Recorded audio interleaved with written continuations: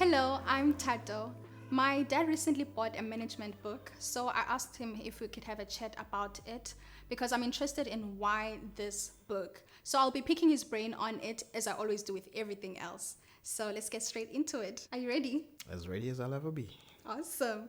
So I know this might have come as a shock or a surprise to you that I wanted us to capture this conversation on Not camera. really.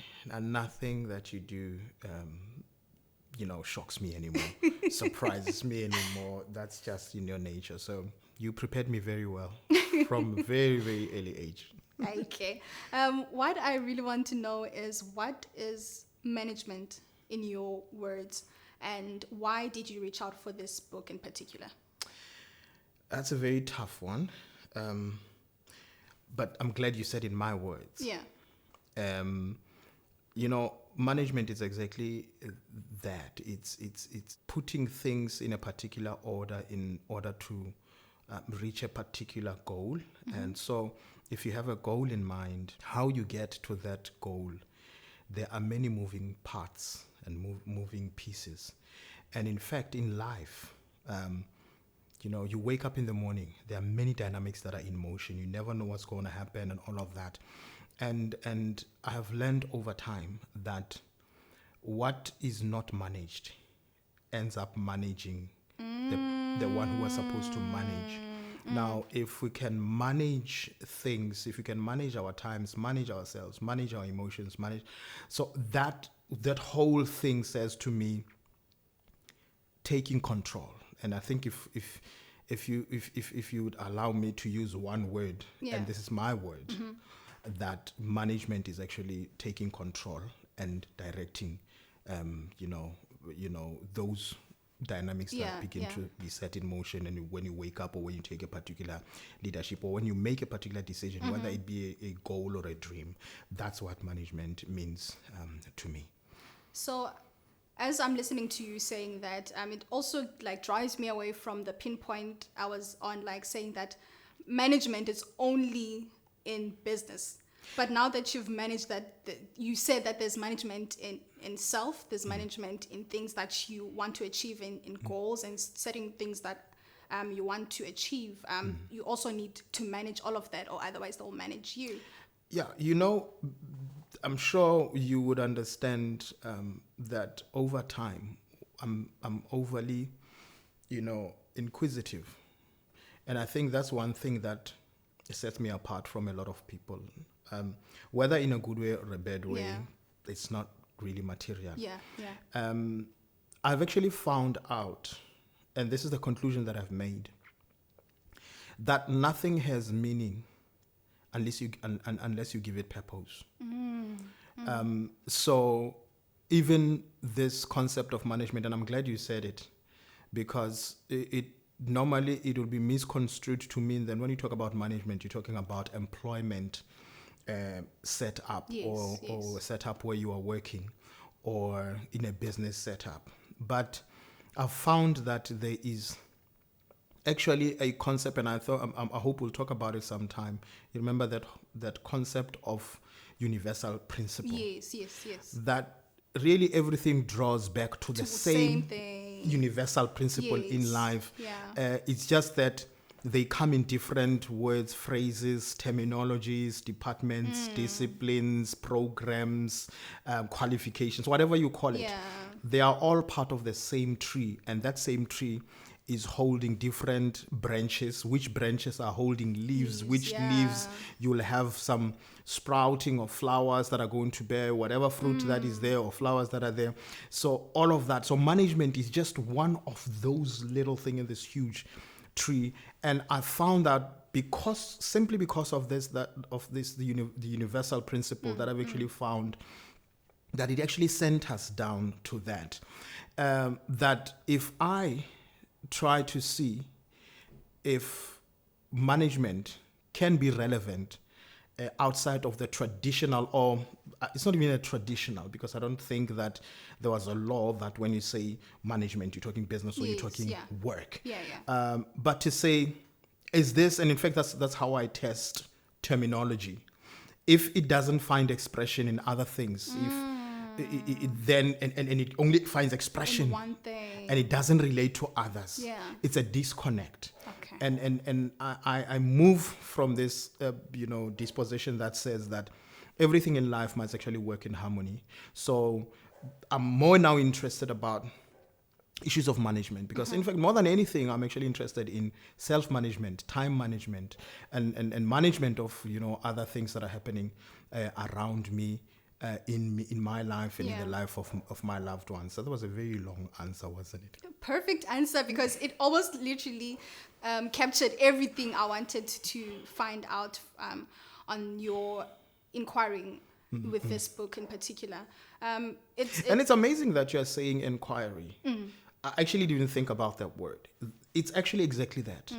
I'm on an inquest. Okay. I'm actually finding so much pleasure in finding new things in life. And one of the things that I do not do is I don't even say, that thing is not in my discipline, in my field or my area of working most of the time. I actually want to get into those spaces. A lot of people ask me, those who know me, why I went to study the course that I studied at Forte. Yeah. And yet I'm not operating in that work, in that discipline. Yeah. And my answer is always the same, that actually I think that everybody who's doing a course in anything, a degree in education, a degree in science, a degree in marketing, sales, or whatever, you need a lot of the concepts that I learned in the program that I was studying. Yeah. Because they are filling in. They actually, I was not studying so that I be prepared for employment. That has not been my mind. All my life, I've never imagined myself as a person who's working for someone or some company. Even though I couldn't put it into words, but I always knew that I was just trying to find out what is the best thing that I can do. What is the, a very impacting thing that I can do that is out there, and so it then begins to explain why I find myself doing the things that I do. And I find so much pleasure in that. I'm able to take control of my time. Now that you've said that, I'd really want to ask this, because as a young person, I'm not sure if I'm speaking for all the young people, but I'm definitely speaking from this point of view of being a young Black woman in South Africa. As you go to school, obviously you have things set in place that the aspirations that you have for your future. And now that you said that you went to study for something else, and literally it turned out very totally different, but everything that you learned with the course that you took at school, it's literally feeding into everything that you do now, or adding on to what you're doing now. What I want to know is, as a young person, what was going through your mind when you had all these aspirations? What did you see yourself becoming when you are older, and have you made that young person happy with what you're doing now and how you are managing your life now? Yo, what a question. I know, right? Wow, what a question. But it's actually a very important question. And, a lot of me is happy that you're asking that question. The fact that you actually could coin it like that, that's really powerful. And this is the type of question that I promise you, the type of question that I would ask when I was your age. And it's the type of question that got me in trouble. I literally was in a lot of trouble with a lot of people. And this is one of the things that I'm actually learning about people who have, special, I don't know whether special gift or giftings, I don't know what to call it for now. But for the sake of time, I was different. And the things that I went through because of the fact that I was trying to make sense of things in life, it got me in trouble because I was actually living amongst the ordinary. Okay. And please don't, I hope I don't get cancelled or crucified on the cross of trying to make myself better. Yeah. I'm saying this, it's actually coming from a good place. But the fact of the matter is that we are all different. Yeah, yeah. And sometimes society wants you to go in a particular way in order for you to be approved that you are okay. Yeah. And if you take a different way, and I'm not saying being wayward or being impossible as a person or troublesome. Being silly. No, yes, Yeah. I don't mean being silly, but really beginning to be alive to the things that make you feel alive. And whilst you're contributing, it's just that sometimes people want you to contribute in the way that they expect. And the expectations are always informed by their limitations. Yes. You see? So immediately when you live outside of the expectations and the limitations, you get in trouble a lot. And so as a young person, I've always been inquisitive. I've always loved, I still do. I actually still get bored with the same thing. Yeah. Literally. I know that for sure. You know that. I Yeah. get bored with the same thing. And for that to actually, happen in my life without causing a lot of friction, I need to be able to accept that, okay, fine. I'm this kind of person, and so I have to create a space that will enable me to operate in this space, so that I can be myself without offending others. And one of the ways in which I can be myself without offending others is that I should then learn to see who of the people that I find myself around are accepting of the fact that I don't think like them, I don't do things like them, that my speed and my pace, when everybody wants a car, I actually want a fleet. And a lot of those are like impossible to think. And so for me, that's fun. Yes. It's fun to do that. I always want to make it to do a big thing. So when I went to study at Fort Hare, to tell you the honest truth, it was not the course that I wanted to do. I wanted to do podiatry, which is in the medical field, in the medical sciences. And I didn't get an opening at one of the Free State universities. And so I took an involuntary gap year, and I was like tired of sitting at home. And then someone said, but you are good with debates and public speech competitions at school. I was like, well, I tried to do everything to the best of my ability. It was not only those. And then we said, no, we thought you were going to be a lawyer. And by the way, there's someone that can actually help. And I was like, instead of sitting here and really not having direction, because where I come from, there's nothing around me that would sponsor a kind of a mindset that I had and the hunger. And I think I would have ended terribly if I did not go to study. And I just took that opportunity and went to Fort Hare, and I found myself in the law department. And I don't regret it for once. That is why I was saying that whether you're doing teaching or you're doing whatever, find a course or two in law, especially simple things like law of contract. You're always going to deal with contracts, for instance. Just take that course and understand this law of contract. Understand labor law. That's a course in the whole, what do you call that, a degree. But you can take labor law. You can take, whatever that you are interested in. My favorite course was jurisprudence. Jurisprudence is actually just the embodiment, just the building of the legal framework within our country, the modeling of the framework of within the legal fraternity. And it's called, I think in other places they call it legal philosophy, because I always wanted to go, and it was not the easiest course. It was the most difficult course for me. I know a lot of people for whom it was easier. But now, to your question, am I happy where I am? Do I regret any of those steps that I took? Believe you me, I regret nothing. And the reason why I'm not regretting anything, it's because everything that I did it wholeheartedly, and I did it to the best of my ability. So when you are focused on that thing that you are doing, you don't have time to second guess yourself. And I'm happy where I am right now, because I move in the direction that I want to move, and I'm not moved by money. I'm not moved by material things. I'm not moved by a lot of things that move a lot of people. I'm moved by passion. I'm moved by purpose. I'm moved by, literally, I can be passionate about what I'm doing with you right now. And when I see a need somewhere else that I can fit in, I'll leave this and go and do that. For me, that is living. Love that. I love that. I also want to draw closer to to the side of my POV as a young person. Yeah. Because I'm doing everything that I can to try and figure out this life thing. Because I know y'all say there's nothing new under the sun. Absolutely. Y'all have went through it. You've Yep. been there, done it, got a shirt to prove it. Yep. But I know the story. I know everything that you've been telling us, both my brother and I, and how you shared your story as a young person. But now when it comes to self-management, when it deals with your career, it's the hardest thing. I can say for myself, it's the hardest thing to do. Because you're dealing with not only trying to discipline yourself, which is already hard in itself.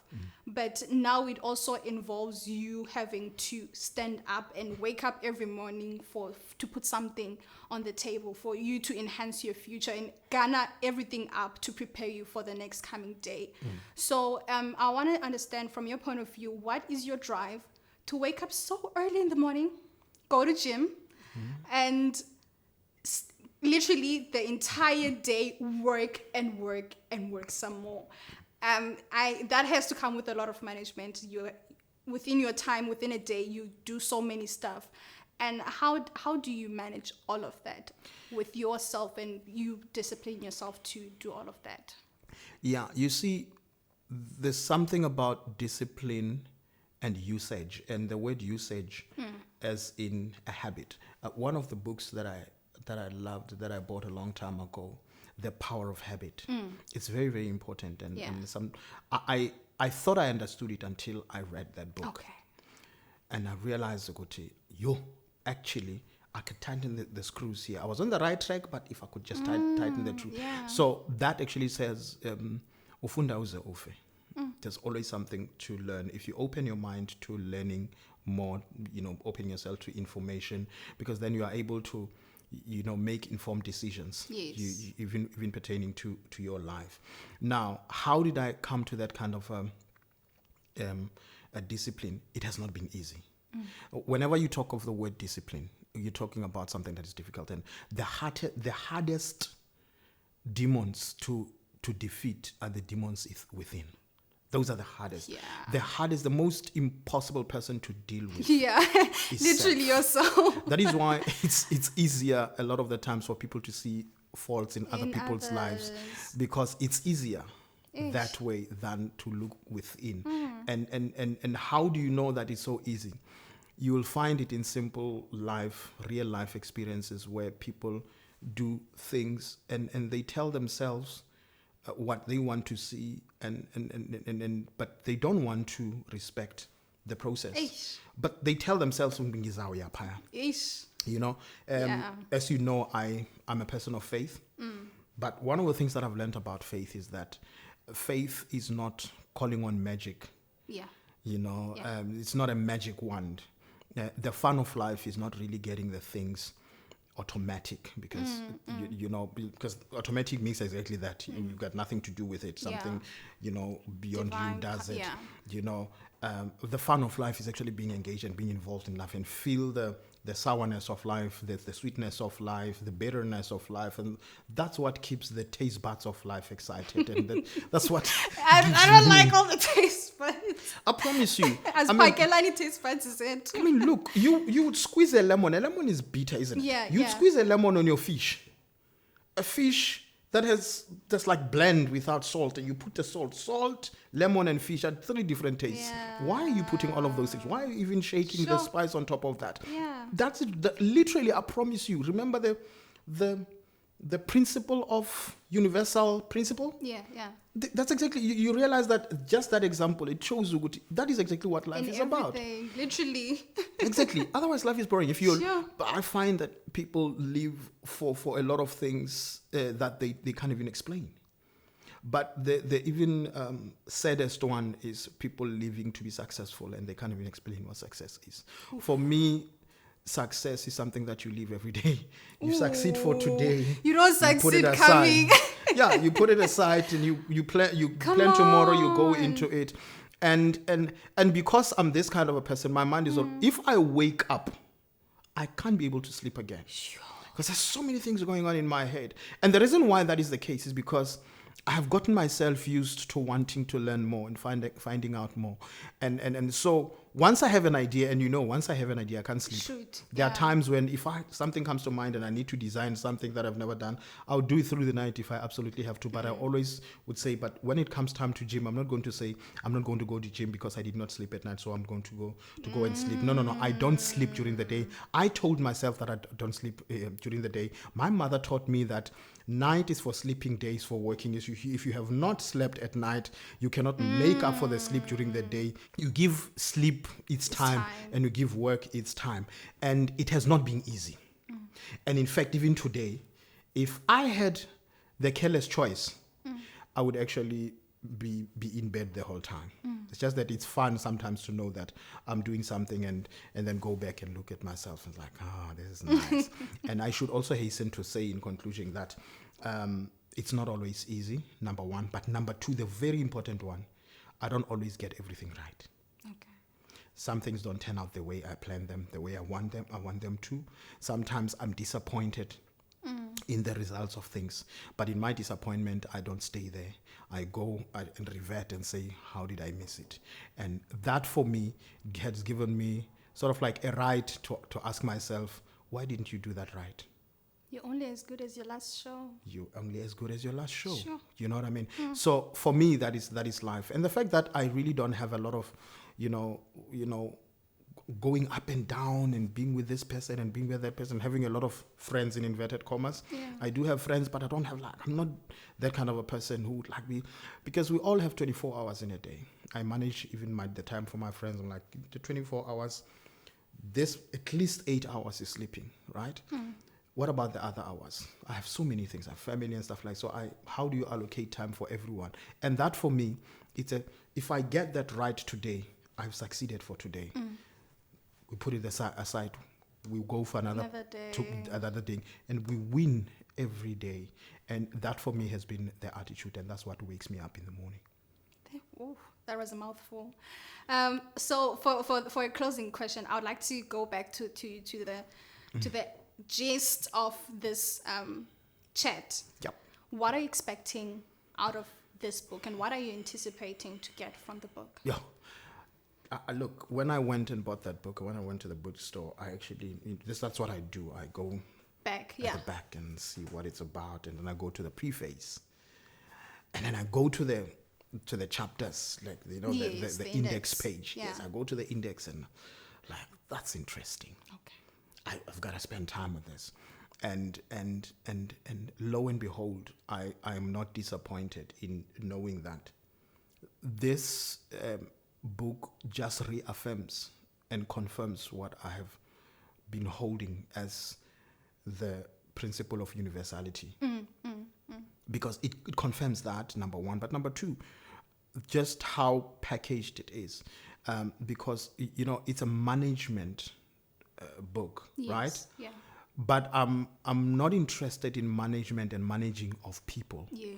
and managing of institutions and organizations or anything like that. I'm actually interested in the fact that there is a part where it talks about, reflecting how you manage yourself in managing others. Oof. So if you're going to win as a leader or as a good manager, you have to win yourself first. And you can't uzqhathe. You can uzqhathe. Fool yourself. Sure. But we will see the fruit. The fruit in your management. Self-management first, and management of every other thing. Wow. That's what I'm looking forward to, actually. I think I'm going to get another one after this. Oh, wow. Thank you so much for allowing me to do this. I know you never get a rest when I'm around, because I'm asking a question after a question after a question after a question. Pleasures of parenting you. I'm glad. Thank you so much for allowing me to do this yet again. And I'm sure we're going to have a lot more talks like this in the future. I really cannot wait. You know how I like talking to you. And I love the questions that you ask me. A lot of the times are very difficult, but they actually invoke something in me. In fact, they actually make me to go back again and say, really, dude? Was that the best you could do? So you keep me on my toes. But I also really enjoy the fact that you can be in a position to open up and say, look, I want to know this.